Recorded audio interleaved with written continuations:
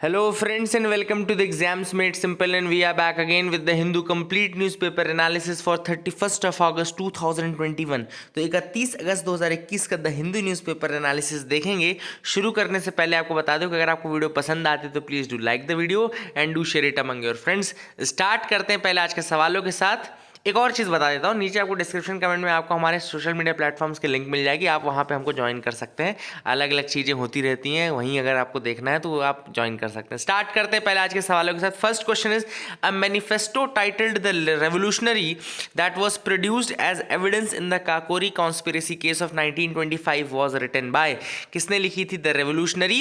Options are A Sachindranath Sanyal, B W C Banerjee, C Firoz Shah Mehta, D Badruddin Tyabji.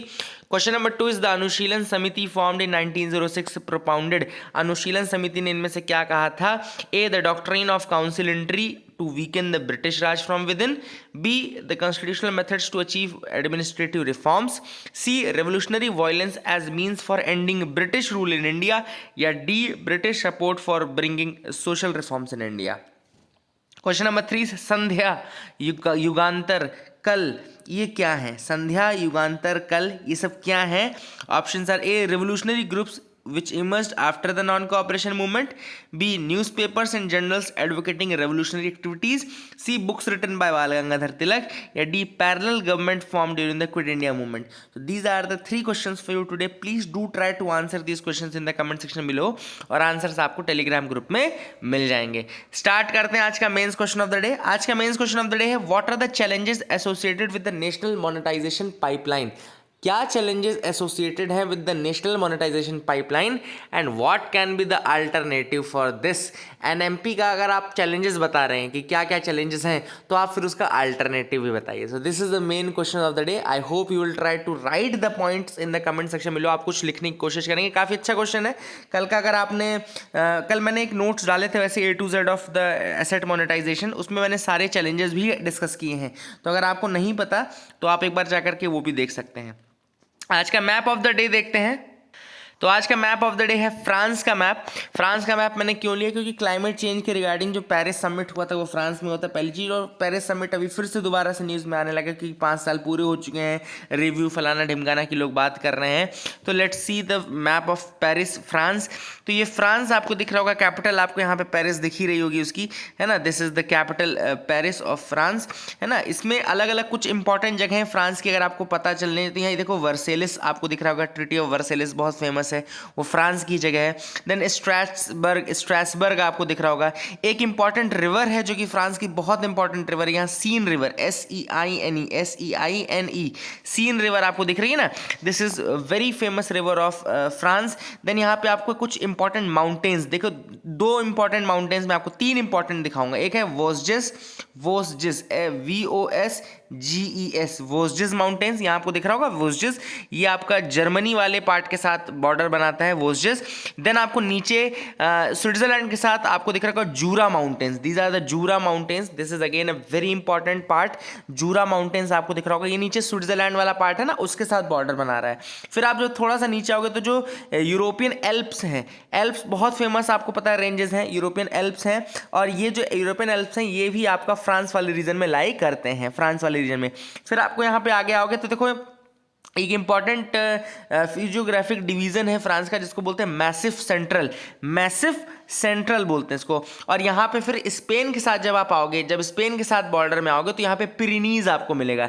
Spain के साथ क्या मिलेगा? पिरेनीज आपको मिलेगा। तो this is a very important part. आपको ये लोकेशंस याद रखनी है। वोस्जिस मैंने आपको बता दिया, ये तो पूछा जा सकता है, डायरेक्टली आपसे पूछा जा सकता है। देन मैंने आपको जूरा माउंटेन्स बता दिया, ठीक है ना, जूरा माउंटेन्स मैंने आपको बता दिया। इसके बाद मैंने आपको मैसिव सेंट्रल बताया। क्या बताया? मैसिव सेंट्रल बताया। फिर इसके बाद मैंने आपको बताया आपका पिरेनीज बताया। पिरेनीज कौन से वाले पार्ट में बताया? पिरेनीज मैंने आपको बताया आपके स्पेन वाले पार्ट के साथ बॉर्डर में, ठीक है ना। और ये जो एल्प्स हैं, एल्प्स के बारे में 2-3 फैक्ट और बता दूं कि जो एल्प्स हैं आपके, these are the highest and most extensive mountain range system that lies in the Europe. सबसे highest and most extensive mountain system है ये आपके कहाँ के, यूरोप के एल्पाइन कंट्रीज। इसके अंदर 8 एल्पाइन कंट्रीज आती हैं, वैसे 8 Alpine countries come under this. France हो गया, स्विट्जरलैंड हो गया, मोनाको हो गया, इटली हो गया, लिechtenstein हो गया, ऑस्ट्रिया हो गया, जर्मनी हो गया एंड स्लोवेनिया हो गया। लिख लीजिए इनको, 8 एल्पाइन कंट्रीज बोलते हैं। एल्प्स है ना, इसीलिए इनको एल्पाइन कंट्रीज बोलते हैं। 8 Alpine countries are there. France लिख लीजिए, फ्रांस, स्विट्जरलैंड, मोनाको, इटली, ये 4 तो आपको मैप में दिख रही होगी। 5वीं लिechtenstein, ये भी मैप में दिखा दूंगा मैं आपको। Then Austria, Germany and Slovenia, Austria, Germany and Slovenia, और France, Switzerland, Monaco, Italy and Liechtenstein. These are the countries which are actually the your Alpine countries इनको बोलते हैं, ठीक है ना। और ये बहुत पुराने बहुत पहले बने थे, मतलब बहुत मिलियंस ऑफ ईयर्स पहले बने थे, ऑब्वियस सी बात है। एंड माउंट ब्लैंक मैंने आपको दिखाई दिया, this is the thing which is important. Mount blank भी मैंने आपको दिखाया, एंड इसके अलावा कंट्रीज मैंने आपको बता दिए, ठीक है ना। और अगर एज आप बोलेंगे तो टर्शरी टाइम पीरियड में, टर्शरी टाइम पीरियड के ये कहना चाहिए माउंटेन्स हैं, टर्शरी टाइम पीरियड में ये बने थे, ठीक है ना। That is the thing. फिर ये कंट्रीज हैं कुछ, जैसे यहाँ पे यूके है, जैसे लंदन यूके वाला पार्ट है, यूनाइटेड किंगडम, वो फ्रांस से सेपरेट होता है बाय अ इंग्लिश चैनल। याद रखेगा, फ्रांस से सेपरेट हो रहा है UK by English channel, English channel से सेपरेट होता है। तो that is again a thing which is important. And इसके अलावा यहाँ पे अटलांटिक ओशन को टच कर रहा है, ये आपको पता ही है। नीचे मेडिटेरेनियन सी उसको टच करता है, देखो मेडिटेरेनियन सी को टच करता है, ये भी आपको पता है। That is again a very important thing which you have to remember. And that is it for this map. I hope you got clarity regarding that, आपको समझ में आ गया होगा। और यहाँ पे रिवर्स मैंने आपको सीन रिवर बताई दी थी, देन एक साउन रिवर, SAONE, साउन रिवर भी याद रखेगा। और लास्ट में जर्मनी वाले पोर्शन के साथ एक रिवर, राइन रिवर भी बॉर्डर बनाती है, राइन रिवर इज देयर, है ना। तो these are the things which you should remember. आगे मूव करते हैं, न्यूज़ एनालिसिस पार्ट में आते हैं। पहली जो न्यूज़ है वो है Avani Sumit lead India's gold haunt in Tokyo Olympics. तो अब टोक्यो ओलंपिक्स के बारे में आप सबको पता है कि Tokyo Paralympics, not Olympics. Olympics में तो हमने क्या कांड किया आप सबको पता ही है। एक गोल्ड मेडल हमको मिला था नीरज चोपड़ा का। उसके बाद ये टोक्यो पैरालंपिक्स में हमने ज़्यादा बेटर परफॉर्म किया है। तो अगर आप देखेंगे तो अभी कल का जो दिन था वो काफ़ी अच्छा था हमारे लिए। अवनी, लेखरा, सुमित अंटिल, इनको मिला है गोल्ड, है ना। एंड इसके अलावा हमको 2 गोल्ड मेडल मिले टोटल, और 2 सिल्वर मेडल मिले और 1 ब्रॉन्ज मेडल। एक ही दिन में हमको ये सारे अवार्ड मिले, 2 गोल्ड, 2 सिल्वर और 1 ब्रॉन्ज। मतलब कि ज़्यादा बेटर परफॉर्म हमने कर दिया है फ्रॉम द ओलंपिक्स। पैरालंपिक्स में हमने ज़्यादा बेटर परफॉर्म किया, ठीक है ना। That is the thing which you should remember. And इसके सबसे पहले Avani became the first Indian women to win a Paralympics gold.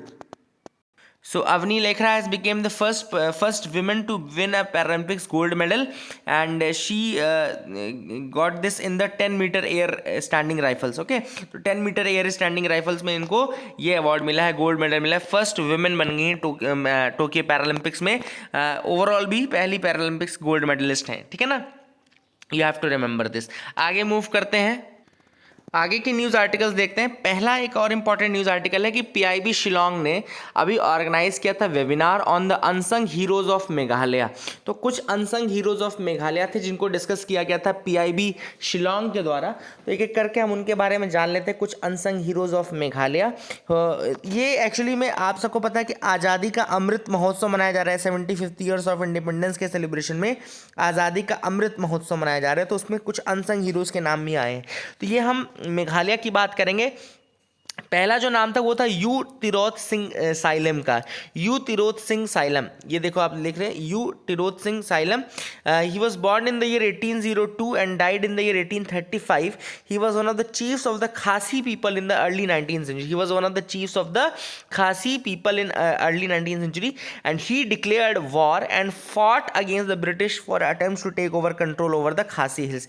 तो ब्रिटिशर्स जब खासी हिल्स के ऊपर कंट्रोल करना चाहते थे तब इन्होंने ही लड़ाई की थी उनसे। यू तिरोत सिंह का नाम याद रखेगा। देन यू शिवचरण रॉय। यू शिवचरण रॉय मतलब he was a nationalist and socio religious reformer who was born in 1862 in Sohra Meghalaya. Sohra Meghalaya में इनका जन्म हुआ था। He was the eldest son of Babu Jiwan Roy, the father of modern Khasis. Father of modern Khasi बोलते हैं बाबू जीवन रॉय को. Babu Jiwan Roy is known as the father of modern Khasis and U Shiv Charan Roy, he was the son of Babu Jiwan Roy. Remember this thing as well. He joined the government services in 1891 as an ASI of police, but he grew disgusted with the oppressive measures resorted by the British government, and he resigned from the government services in 1892.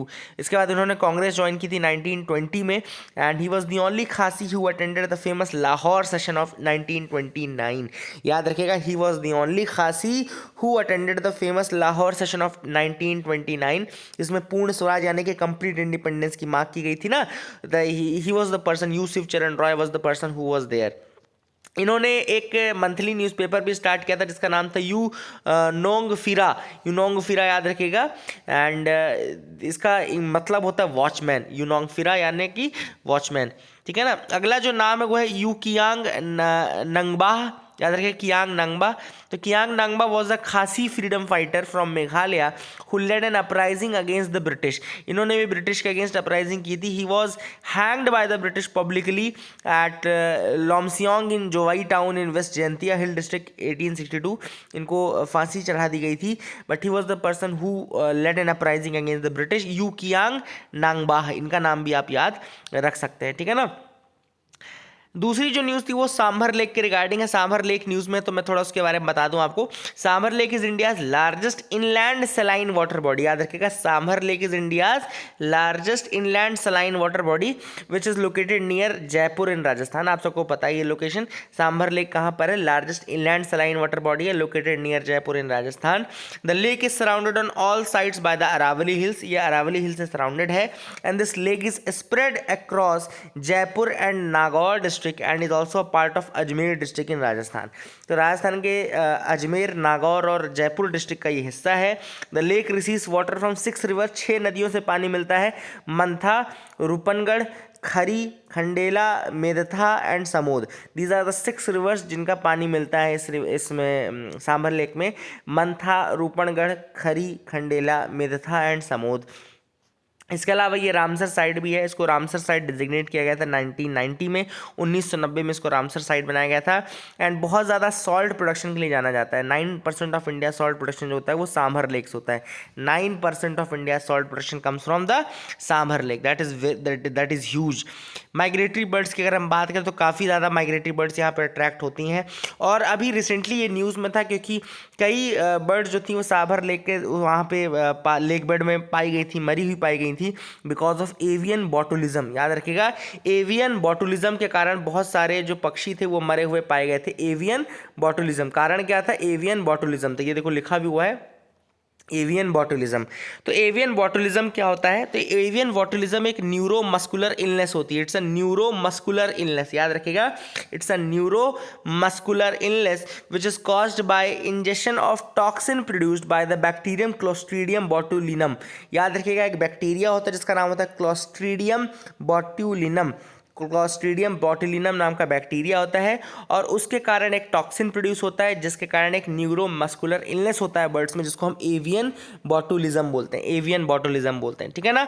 ये जो bacteria होता है clostridium botulinum, ये anaerobic nature का होता है. Commonly found in soil, rivers, lakes and sea water.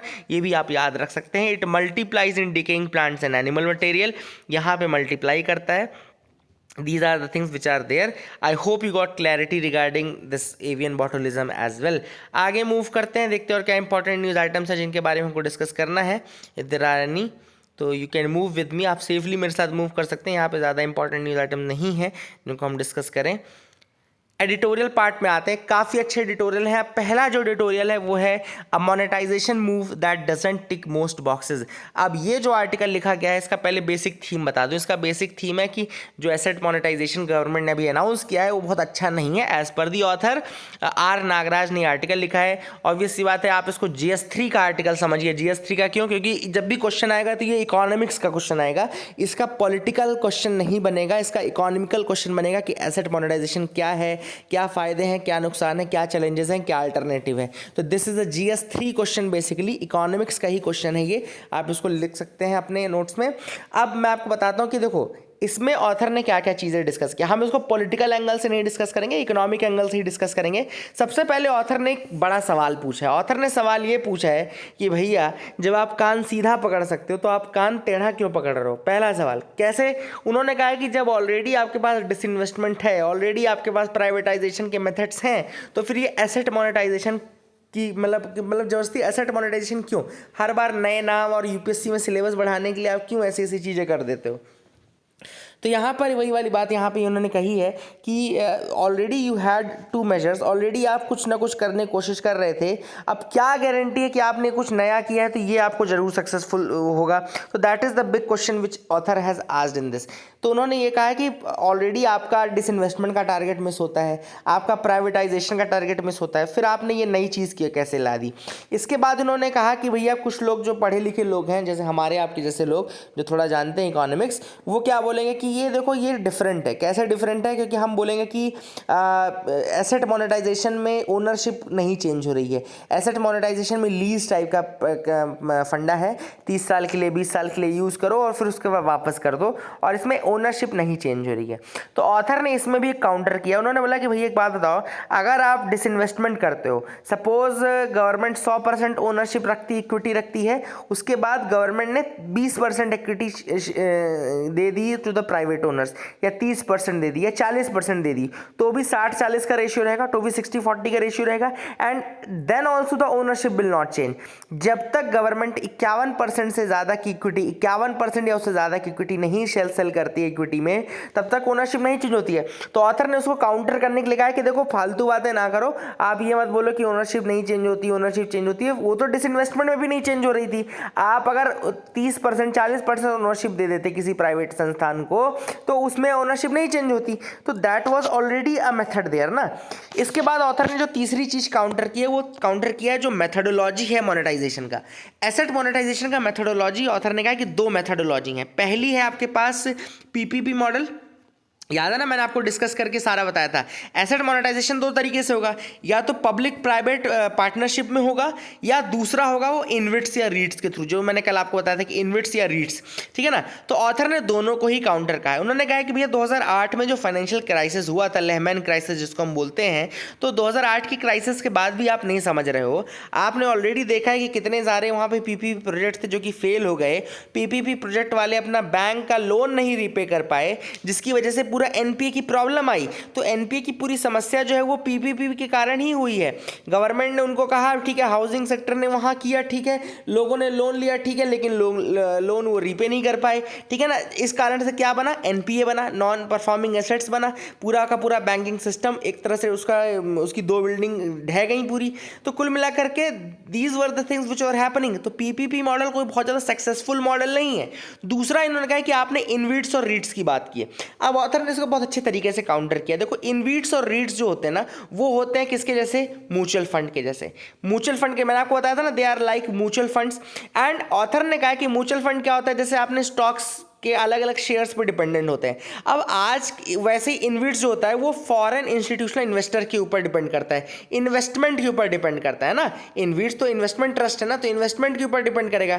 तो author ने कहा कि जो इन्वेस्टमेंट होता है ना, ये होता है hot money, this is known as the hot money. बिल्कुल सही बात बोली ऑथर ने कि जो ये FIIs होते हैं ना, फॉरेन इंस्टीट्यूशनल इन्वेस्टर्स, ये सब हॉट मनी के रूप में आते हैं। हॉट मनी मतलब कि बहुत ज़्यादा ये वोलाटाइल होती है, और कहीं पे भी जहाँ इनको ज़्यादा प्रॉफिट दिखेगा वहाँ तुरंत ये पैसा खींच के चले जाएंगे।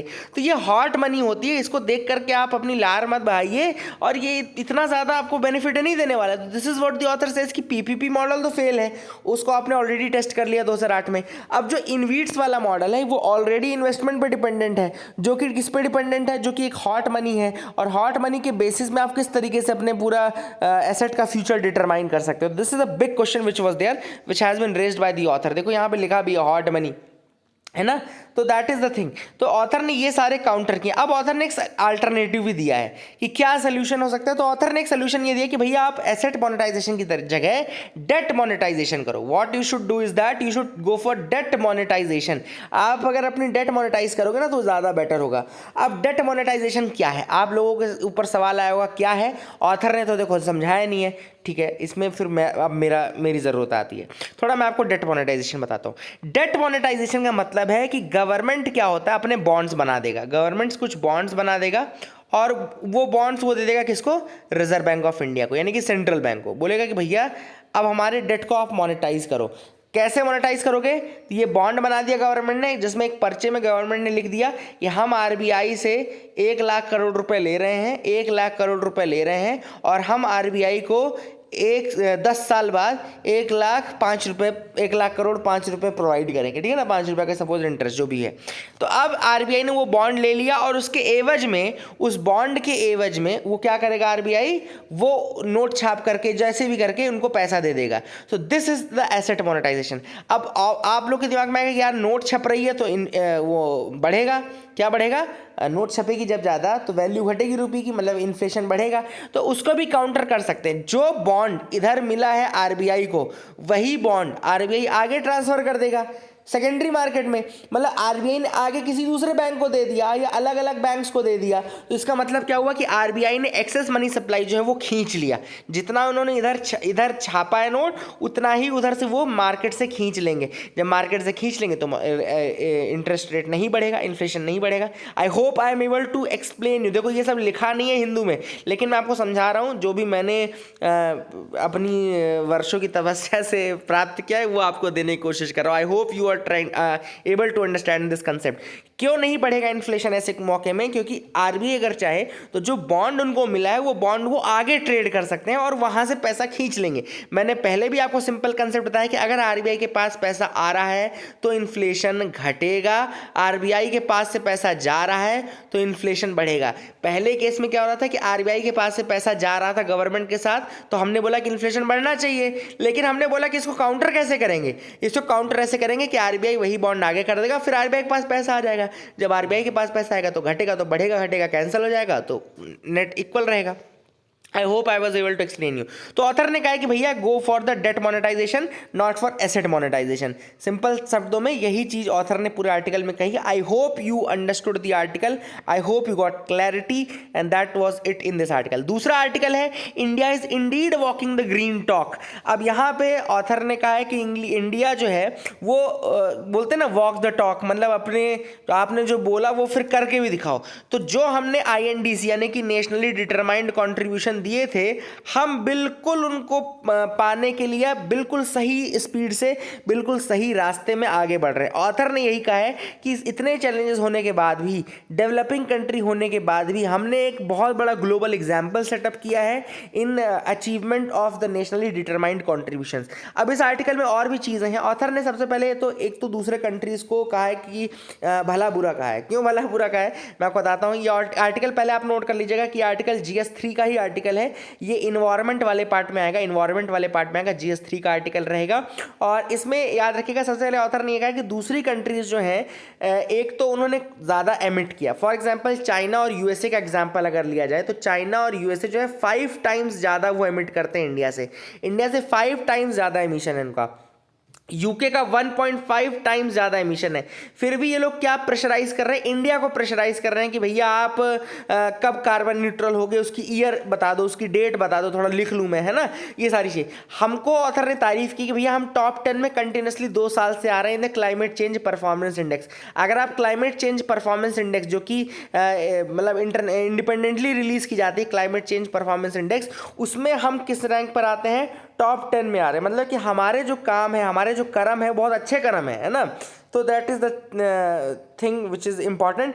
एंड यहाँ पर ऑथर ने एक और चीज़ बोली कि इंडिया को किसी भी कंट्री के प्रेशर में नहीं आना चाहिए। क्यों? क्योंकि हम ऑलरेडी अच्छा अचीव कर रहे हैं, we are already doing good, and इसके बाद हमको मतलब कि और ज़्यादा प्रेशराइज करना, this is something wrong which has been, this is wrong. अब एक और चीज़, क्लाइमेट चेंज परफॉर्मेंस इंडेक्स कौन निकालता है ये भी आप लिख लीजिएगा, याद रखिएगा। ये non for profit organisation German watch and new climate institute Germany का ये निकालते हैं, ठीक है ना। इनके साथ एक क्लाइमेट एक्शन नेटवर्क भी आता है। बस आप ये याद रखिए, जर्मन वॉच याद रखिएगा, जर्मन वॉच ऑप्शन में अकेला जर्मन वॉच भी आ सकता है। ऑप्शन में climate action network plus new climate institute भी आ सकता है। तो न्यू क्लाइमेट इंस्टीट्यूट ये भी जर्मनी का है, क्लाइमेट एक्शन नेटवर्क ये आपका CAN जो है ये भी आपका है, एंड इसके अलावा जर्मन वॉच तो है ही, ठीक है ना। That is the thing which is important, ठीक है, याद रखिएगा। इसके अलावा और ऑथर ने क्या चीज़ें बताई, यहाँ पे ऑथर ने बताया कि जो चाइना एंड यूएसए हैं वो बहुत ज़्यादा मतलब कि एक तो प्रोड्यूस करते हैं, दूसरा वो अपने टारगेट्स पूरे नहीं कर रहे हैं। अभी भी चाइना जो है वो कोल को प्रमोट करने में सबसे आगे है, कोल को प्रमोट करने में सबसे आगे वाली जो कंट्री है वो अभी भी चाइना है। इसके अलावा ऑथर ने ये भी कहा है कि जो यूएसए है वो तो भैया कुछ दिनों तक पेरिस क्लाइमेट डील में ही नहीं था, उससे बाहर चल रहा था। फिर जब बाइडेन गवर्नमेंट आई तो उसके अंदर आ गया। तो कुल मिलाकर के उनको तो बिन पेदी के लोटे हैं। आज डेमोक्रेट्स हैं, कल रिपब्लिकन्स होंगे, रिपब्लिकन्स आएंगे तो वो हट जाएंगे, डेमोक्रेट्स आएंगे तो आ जाएंगे। तो बिन पेदी के लोटे, उनका कोई भरोसा नहीं है, उनका कोई ईमान धर्म नहीं है। फिर फ्रेंच गवर्नमेंट की अगर हम बात करें तो फ्रेंच गवर्नमेंट भी अगर आप देखो तो ना ही कोई बेस लाइन बनाई है, ना ही कोई एमिशन का कोई उन्होंने कट ऑफ करने के लिए बेस लाइन बनाया है, ना ही कोई उन्होंने डोमेस्टिक फ्लाइट्स में फिक्स किया है। तो उनका तो अभी भी अनक्लियर है कि वो क्या करना चाहते हैं क्या नहीं करना चाहते। फ्रांस का भी क्लियर नहीं है। सेम ऑस्ट्रेलिया का भी है। ऑस्ट्रेलिया में भी अभी भी यही चीज़ है कि वो लोग वहाँ पे पॉलिटिकल मोटिव ज़्यादा पूरा कर रहे हैं rather than the environmental motive, वो पॉलिटिकल मोटिव ज़्यादा पूरा कर रहे हैं। वहीं इंडिया की अगर हम बात करें तो इंडिया अभी भी टारगेट है 40% इलेक्ट्रिकल पावर का बाय 2030, वो अचीव करने के लिए हम आगे बढ़ते जा रहे हैं non fossil fuel based sources से। दूसरा अगर आप देखो तो अभी जो टारगेट था हमारा 2030 तक का 40% का, वो प्रेजेंटली 38.18 ऑलरेडी हो चुका है। तो मतलब कि हम ऑलरेडी लगभग अब मतलब हाथी निकल गया है, बस पूंछ बची हुई है उसकी। तो हाथी हमने ऑलरेडी निकाल दिया है, पूंछ बस बची हुई है। सिमिलरली अगर आप देखें तो इसके अलावा हमने बोला था कि emission intensity of GDP by 20 to 25% by 2020, 2020 तक ही हम जीडीपी के 20 से 25% घटा देंगे। And India is reduced it by 24%। 2005 से 2016 के बीच में हमने ऑलरेडी इसको 24% डिक्रीज कर दिया है। And we have achieved the target with around 2% out of the, मतलब हमने बहुत अच्छे से ये टारगेट पूरा किया है। दूसरा, कोपेनहेगन में याद रखिएगा 2009 में कोपेनहेगन समिट हुआ था, जो सीओपी हुआ था, कोपेनहेगन हुआ था समिट 2009 में। उसमें ये कहा गया था कि $100 बिलियन देंगे। शेख चिल्ली के हसीन सपने दिखाए गए थे डेवलपिंग कंट्रीज को कि पैसे आएंगे, उन पैसों से आप रिन्यूएबल एनर्जी की टेक्नोलॉजीज लेना, फिर एक रिन्यूएबल एनर्जी की टेक्नोलॉजी से दूसरी रिन्यूएबल एनर्जी टेक्नोलॉजी आएगी, उसके बाद जो नॉन रिन्यूएबल है वो सब हट जाएगा, गायब हो जाएगा, विश्व पूरा एकदम साफ हो जाएगा, टेम्परेचर एकदम डिक्रीज हो जाएगा, है ना। तो ये सारी चीज़ें शेख चिल्ली के हसीन सपने जो थे वो $100 बिलियन के रूप में दिखाए गए थे। बट वो सपने कहीं पूरे हुए नहीं, पैसा किसी ने दिया नहीं, जेब किसी की खुली नहीं। होता सबके पास है लेकिन देता कोई नहीं है। तो वही वाली बात है यहाँ पे कि होता तो यहाँ सबके पास है, पैसा तो है इनके पास लेकिन दे नहीं रहे हैं अपना धन, है ना। So that is the thing. आगे देखो अगर तो यहाँ पे 175 gigawatt of renewable energy capacity by 2022 हमने बोला था। उस टारगेट को हमने बढ़ा करके 450 गीगावाट कर दिया बाय 2030। उसको और ज़्यादा, मतलब कितना ज़्यादा एडवांस टारगेट चल रहा है इंडिया का। तो हम ऑलरेडी बहुत अच्छा कर रहे हैं, ऊपर से हमको प्रेशराइज किया जा रहा है कि भैया आप लोग और अच्छा करो और अच्छा करो। सो दैट वो गलत है ना, ये चीज़ बिल्कुल गलत है। COP26 कहाँ होने वाला है याद रखिएगा, यूके में होने वाला है, ग्लासगो यूके में होने वाला है। स्कॉटलैंड ही बोल सकते हैं आप, लेकिन स्कॉटलैंड ऑलरेडी यूके का पार्ट है, इसलिए आप पूरा यूके बोल सकते हैं, ठीक है ना। That is the thing. आगे मूव करते हैं। Still hanging fire on transparency, ये जो आर्टिकल है लिखा गया है रिगार्डिंग ट्रांसपेरेंसी। ऑथर ने कहा है कि भैया बहुत सारी चीज़ें गवर्नमेंट ऐसी करती है जो कि ट्रांसपेरेंट नहीं है, क्रेडिबिलिटी को डिक्रीज करती हैं। सबसे पहली चीज़ जो उन्होंने बोली वो ये बोली कि भैया आपने CIC यानी कि चीफ इंफॉर्मेशन कमिश्नर का एक ऑर्डर था जिसमें उन्होंने कहा था कि पॉलिटिकल पार्टीज़ जो हैं वो पब्लिक अथॉरिटी हैं। अगर पॉलिटिकल पार्टीज़ पब्लिक अथॉरिटी हो जाती तो वो RTI के अंदर आ जाती, RTI के अंदर आ जाती तो उनको एक पब्लिक ऑफिसर नॉमिनेट करना पड़ता है जो कि इन्फॉर्मेशन देता है, ये सारी चीज़ें। तो कुल मिलाकर के ऑथर का ये कहना है कि क्यों आप CIC का डायरेक्टिव नहीं मान रहे हो, और क्यों आप अपने आप को पब्लिक अथॉरिटी नहीं मान रहे हो, और क्यों आप RTI के अंदर नहीं आ रहे हो। दूसरा जो इशू ऑथर ने उठाया है वो ये उठाया कि क्रिमिनलाइजेशन ऑफ पॉलिटिक्स होता जा रहा है, पॉलिटिक्स का क्रिमिनलाइजेशन हो रहा है। 2004 का अगर हम गवर्नमेंट देखें तो उसमें 24% MP ऐसे थे जिनके पास क्रिमिनल केसेस थे।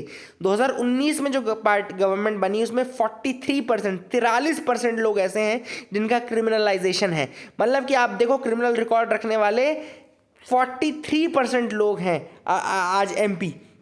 तो ऑथर ने कहा कि ये जो पॉलिटिक्स का क्रिमिनलाइजेशन है इसको भी कम करने की ज़रूरत है। तीसरा जो मुद्दा ऑथर ने उठाया वो है इलेक्टोरल बॉन्ड का। ऑथर ने कहा कि इलेक्टोरल बॉन्ड बहुत ज़्यादा एनोनिमिटी प्रोवाइड करते हैं, किसी भी अदर देन रूलिंग पार्टी किसी को भी नहीं पता रहता कि किसने किस पार्टी को कितना पैसा दिया है, और रूलिंग पार्टी को सब पता रहता है। तो एक इंफॉर्मेशन एसिमेट्री है, इंफॉर्मेशन एसिमेट्री है, जिस कारण से काफ़ी ज़्यादा नुकसान हो रहा है और डेमोक्रेसी से प्रभावित हो रही है ना। पैसे का खेल है, मनी मसल पावर है, कुल मिलाकर के criminalisation plus money and muscle power हो जाता है वो, तो वहाँ से लोग चुनाव जीत रहे हैं, and that is not good for the democracy overall. आगे मूव करते हैं, this is renovation not restoration. अब ये बहुत ही प्यारा आर्टिकल है, मैं कहूँगा आज का मुझे सबसे अच्छा आर्टिकल लिखा।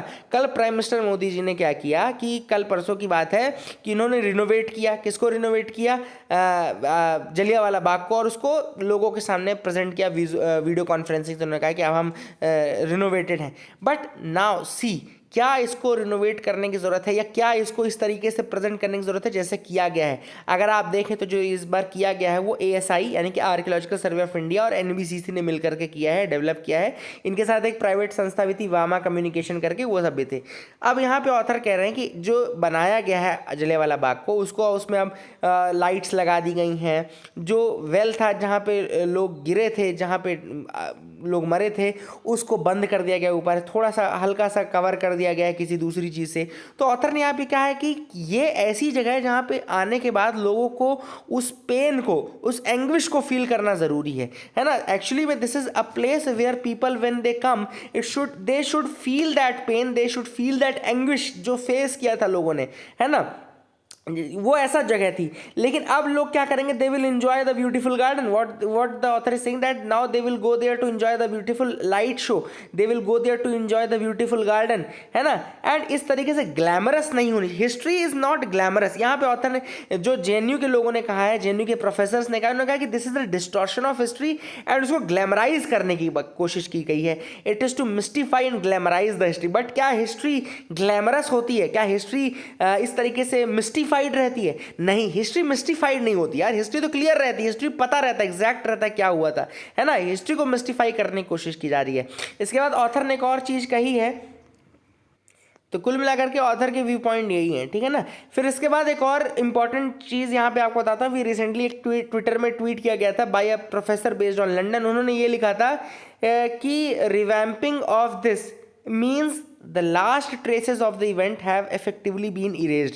उन्होंने कहा the last traces of event have been effectively erased. तो कुल मिलाकर के ऑथर ने वही कहा है। एक और मैं आपको कोट दूंगा यहाँ पे, अगर आप सुभद्रा कुमारी चौहान की पोयम जानते हैं जलियांवाला बाग में वसंत, तो उन्होंने बहुत अच्छा आर्टिकल उसमें पोयम लिखी थी, जिसमें उन्होंने कहा था कि किस तरीके से वसंत ऋतु के लिए वो आह्वान था कि अगर तुम जलियांवाला बाग में आना तो किस तरीके से आना। तो उन्होंने एक लाइन लिखी थी, यहाँ कोकिला नहीं काग है शोर मचाते। तो ये लाइंस, इस लाइन से स्टार्ट होता है, सोचो वो पोयम, कि यहाँ कोकिला नहीं काग है शोर मचाते, मतलब यहाँ पे कोकिला नहीं गाती हैं, यहाँ पे कौवे काग जो हैं वो शोर मचाते हैं। तो ये दिखाता है उस जगह के बारे में, वो क्या ऑरा है उस प्लेस का, क्या चीज़ हुई है वहाँ पे। यहाँ पे बच्चे मरे हैं, यहाँ पे बूढ़े मरे हैं, यहाँ पे जवान मरे हैं, तो ऐसी जगह थी वो, है ना। एंड उसको इस तरह से ग्लैमरीफाई करना, ग्लैमराइज करना, दैट इज़ आई थिंक यहाँ पे ऑथर के अकॉर्डिंग वो सही नहीं है। आपके अकॉर्डिंग क्या है? You can tell me in the comment section below.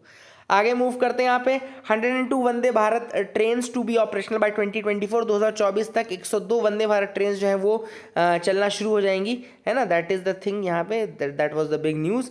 आगे मूव करते हैं, new initiative in Jammu and Kashmir to restore the lost glory of pashmina shawl.